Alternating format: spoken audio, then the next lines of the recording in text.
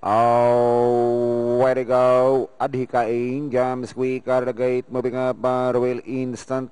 And rushing up now is Kiri Kada Milagros, then followed by Panahuna, Paminsan, Minsan, and Christina having a bad start.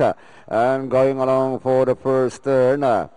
And out of first turn, Instant, still in front by half a length, followed by Adhikain. And around the outside third is Kiri Kada Milagrosa. Into the back they travel. Instant leads by line, followed by Adhikain. Kiri Kada Milagros running in third, down in fourth by some 4 lengths is Paminsan Minsan, while LC Lunar is unseated on Christina.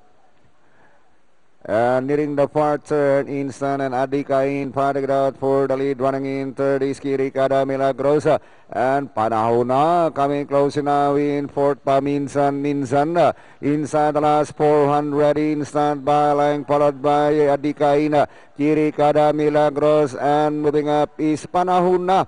As they swing for home, Instant, Kiri Kada Milagros moving up by the release Panahuna.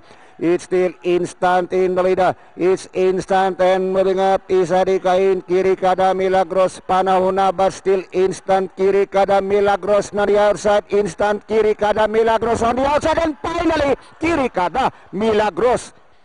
Instant, close Panahuna and Adhikain.